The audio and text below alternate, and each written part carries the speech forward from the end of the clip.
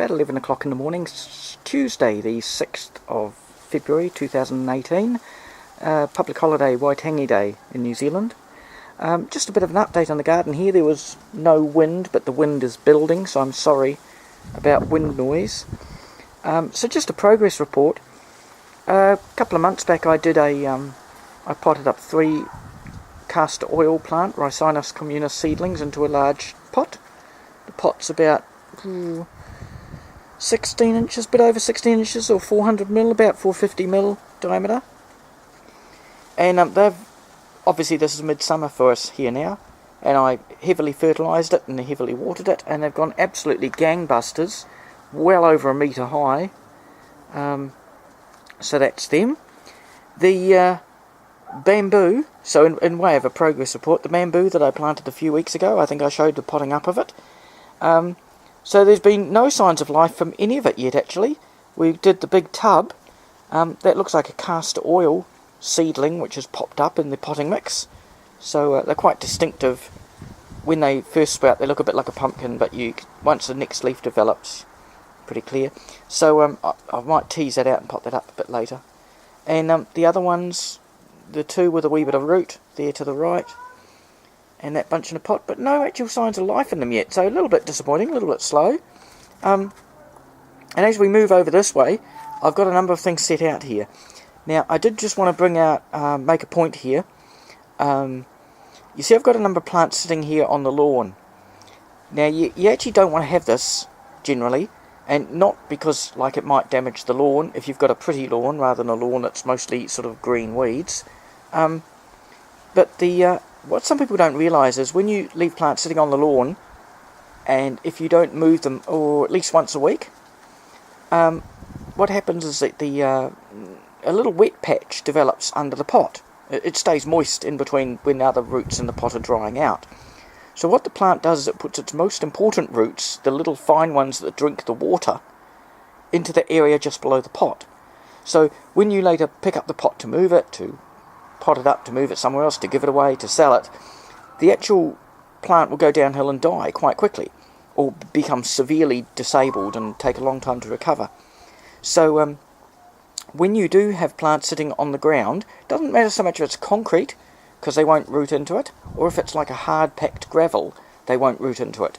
Some roots may protrude from the base of the pot, but it's the drinking roots, the little root hairs, will stay in the pot. So you see what I've got here. I've put a few just temporarily on the lawn here just to show you. You see what I often use is forklift pellets, and forklift pellets are generally a standard size of 1.3 times 1 metre or thereabouts, but you do get smaller pellets, half pellets, quarter pellets, and there you see is a little, like a quarter wooden pellet, and there is a quarter of a plastic pellet. It's a quarter of a plastic pellet because it was a whole plastic pellet and I cut it up with a wood saw. It actually saws really, really easy with a coarse-toothed carpenter's saw. What I'm showing here is the pomegranate seedlings. Now remember I had in one pot I had like 6 pomegranate seedlings, and the textbooks would say not to separate them until winter when they're totally defoliated, but they're so they were so packed into one tiny little pot. I wanted them to get the benefit of growing over the that was this morning's cough, the benefit of the rest of the growing season through until autumn, and to get them, to grow on as much as possible. Well, they were too confined in the wee pot together. 4 of them never looked back, maybe wilted for a couple of days and then looked fine. 2 of them looked dead, looked like they didn't survive the transplanting. I had to be a bit rough and tear them apart a bit, even though I was trying to tease them apart gently. And 2 of them defoliated totally to just twigs and nothing left. However, they have bounced back, and I'm not sure if I can get a close-up on this one, but there's that little one, and you can see it is actually recovered. I'll just move it by itself. So yes, some nice new leaves going on that, so yes, that one's recovering as well. And the other one is a little bit behind it, but it's also recovering.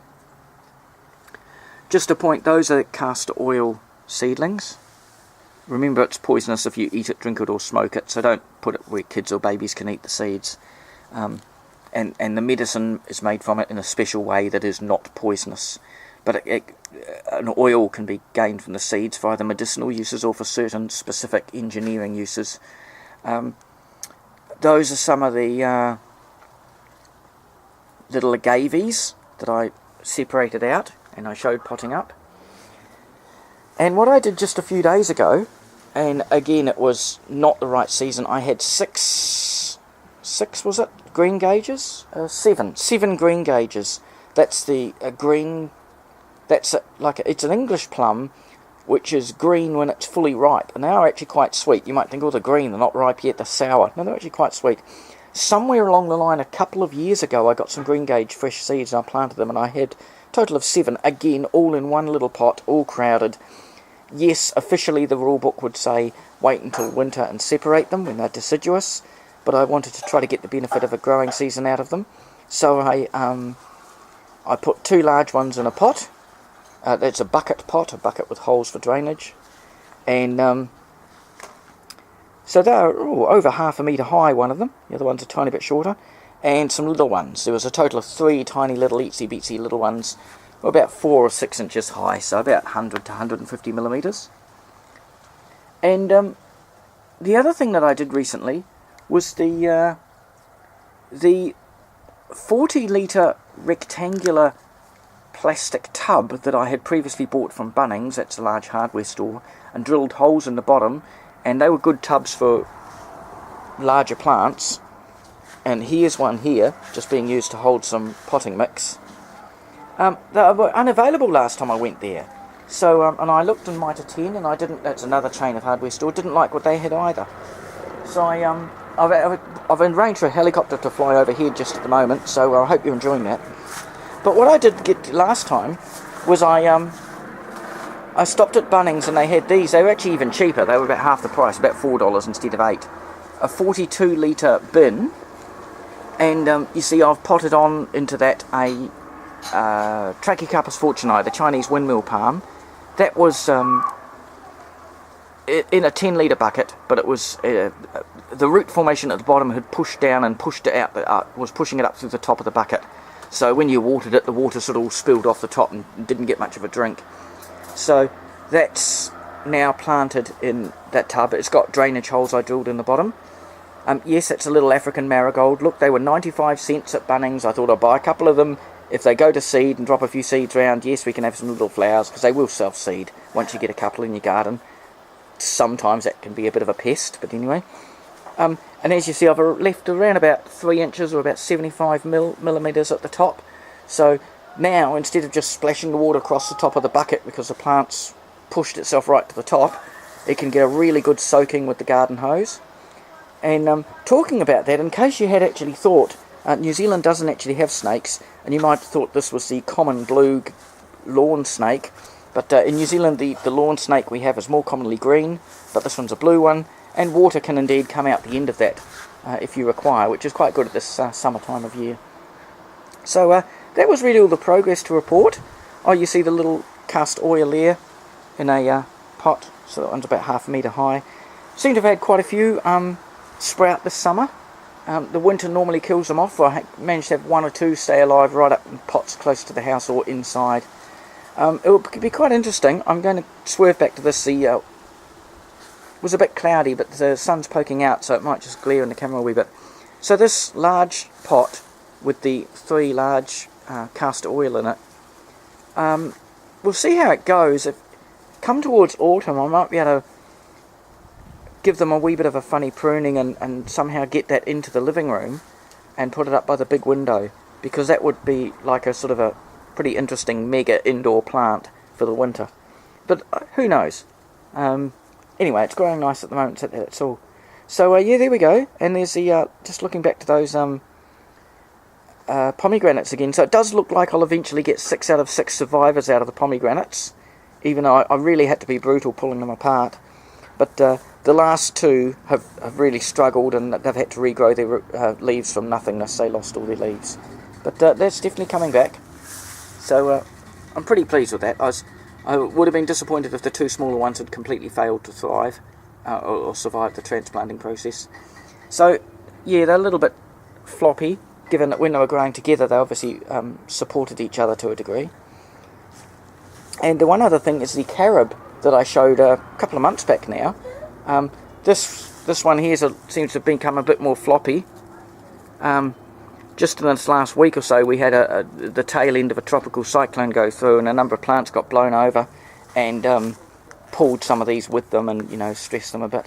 But you might actually be able to see just the angle of the camera there, the red hint of red colour to the new foliage on carobs, which is sort of quite interesting.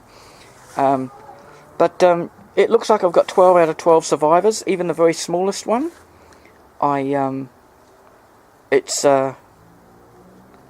It's grown quite well, and I'll actually make a specialty video just of the carobs on another day, but I won't be able to get that done today.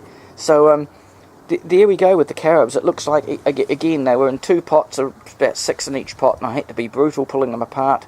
They're specifically known to be not like their roots interfered with, and yet it looks like I'm going to get 12 out of 12 survivors, and they have been growing vigorously for a slow-growing plant over this warm summer period, so which has been warmer than an average summer. So, all right, well that's all, and just a quick look there at Acacia etiophylla. That's native to the Flinders Ranges near Adelaide, Australia, and I've got a handful of them growing here. So, yeah, they're very tough. And that's all for now.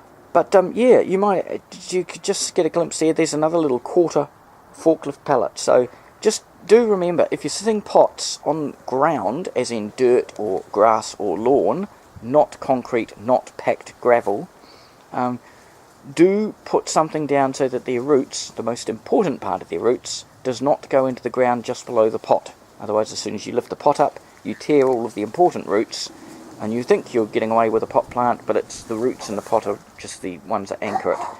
So, yeah, do put something so that there's an air gap between them and the ground, that the roots will not grow through a large amount of air gap. So, that's today's lesson. And this is Catherine, over and out. Christchurch, New Zealand, 43 degrees south latitude.